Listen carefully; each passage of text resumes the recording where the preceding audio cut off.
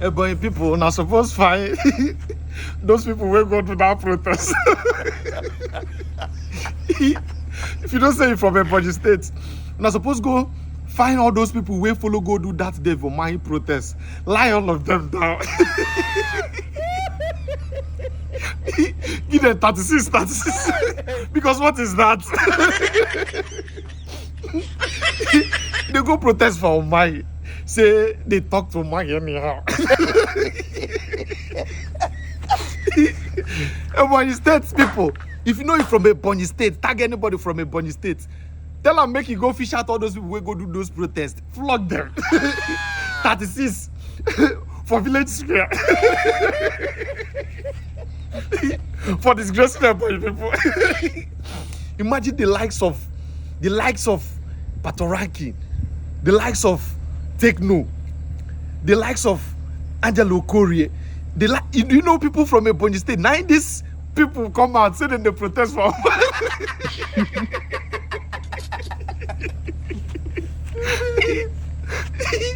They come make people. They see about people like people who smoke canna. Because that is not canna behavior. People when they smoke canna, nothing concern them from reality. Nothing concern people when they smoke canna with reality. They take a they one side. You don't see where people when they smoke they. Their discussion no they the same direction. Not different. They are disconnected from reality. People when they smoke canna. And when they do these people now we go do this protest. You go see people when they smoke canna. Oh Bob, man, you get as well that day. Oh, you never go smoke, man. Not to marry next year. They don't discuss well.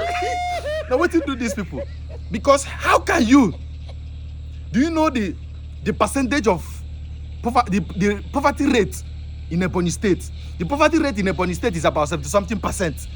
Poverty rate about 70-something%. They no protest. They have high rate of out of school children in Ebonyi state. They no protest. Some places in Ebonyi state don't have good water. They no protest. You know all these things where they happen. Schools where they are no plenty. They no protest. Do you know what they protest? Say Rufai talk to Umahi. They carry placard. That's the behavior of canna. Person will smoke canna. It can't be with ordinary eye. The reality, better things we are supposed to protest about, do no protest. Now person where they ask, tell us say make you give account of waiting he take build road. When I carry placard, now that one way even there from there. Go ahead and apologize. I say, where are you from? They disgrace the good people of Ebonyi state. Do you know the people from Ebonyi state? If you know the kind of people, the caliber of people from Ebonyi state, even Umahi himself go the shame for them. I'm not tell these people. No. Why are you making me look like I did not do anything? Do you know? You understand? They disgrace Ebonyi people up at that. I'm gonna find those people, lie them down. 36. Why you go give them 36? Because we have 36 state and capital. So each state go collect one. Each state they go collect one for each state where they disgrace. Waiting with that, then they will come put one for FCT.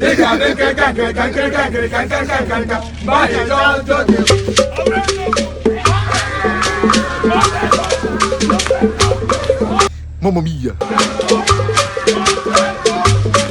Rufai was saying over what they described as an insulting interview with the Minister of Works, Dave Umahi. They accused the journalist of trying to embarrass and undermine Umahi, a former governor of Ebonyi State, who now oversees key federal infrastructure projects. Afia TV correspondent Chijoke Njoko now reports. The protest followed a heated exchange between Senator Umahi and Mr. Osani during a Rise TV interview. The minister reportedly asked to be allowed to speak, but Osani's sharp response draws criticism from viewers. Protesters marched through the major street of Abakaliki with placards accusing Osani of disrespecting the minister. Some of the placard read, Senator Umahi is a competent and trusted in civil engineering.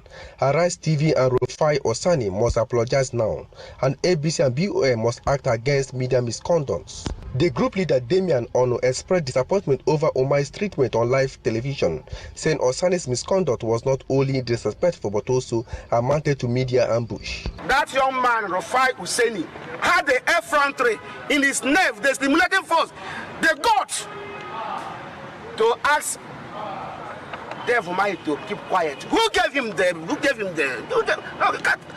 him to keep quiet in the face of the whole world? As if that was not enough, he accused him of reporting him to Mr. President. Who is Rufai, for God's sake? For them with all the time he's spending from state to state, from local government to local government, all the nooks and crannies of this nation, making sure that those are done according to stipulation. So he will have time to go and be discussing small Rufai with Mr. President. As if that was not enough, let me understand that. We are gathered here to make a demand. A demand, firstly, that Rufai Osani of Arise Television and Arise Television as an organization, they are given 24 hours to tender non-reserve apology to our God-given leader. He is the father of the governor of Ebonyi State. Failure to do that, we will step up our demonstration. Meanwhile, Comrade Sunday Agbo, former coordinator of FM Development Center in the Haku local government area of Ebonyi State, said people like Rufai Osani cannot tarnish the image of a man who has contributed so much to Nigeria's progress. So bad, but I don't feel bad because Umahi's records. So at first, Minister, after you had gone to report me in front of President Tinubu and said all sorts, anyway, I am not beholden to you. My job is accountability. You are too small for me to report you to the president. No, but they are You are too small Minister, for me to Minister, report you to the Minister, let me president. speak. Who are you for me to report you? Minister, let me speak. I have empirical evidence. The world watched it on the commissioner of the project when you mentioned the questions I asked you to the president. That was reporting me to the president officially. The world watches, so you don't need to dilly-dally about the empirical facts. I don't talk without facts, Minister. You know, when I have my facts, I talk. And I insist on my question when I ask on cost.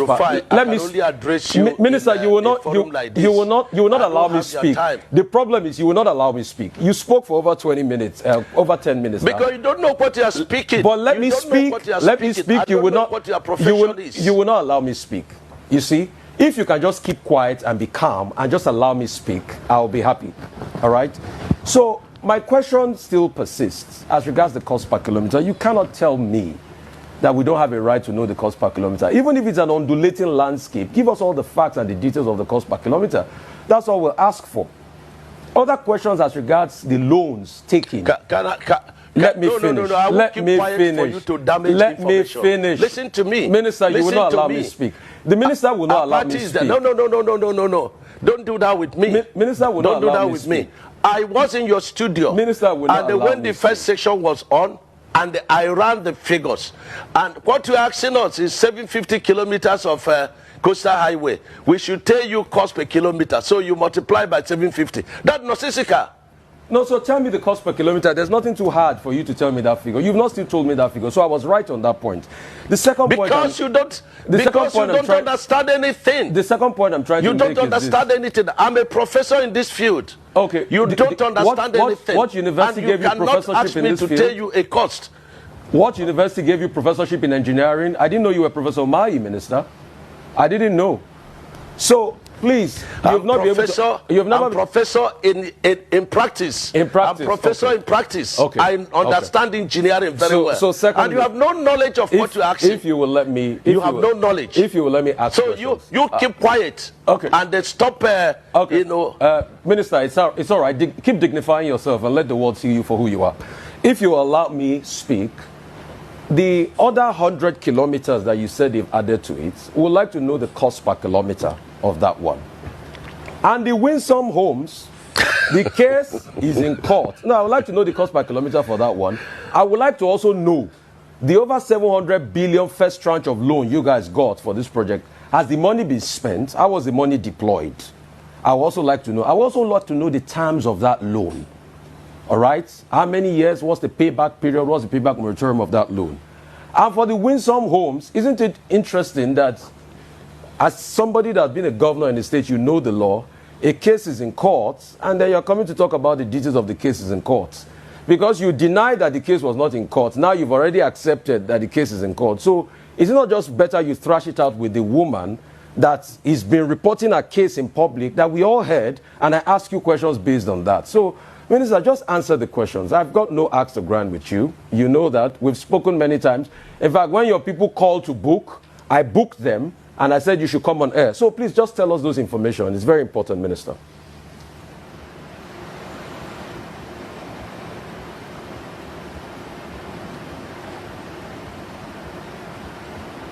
I'm not hearing, even though this guy is not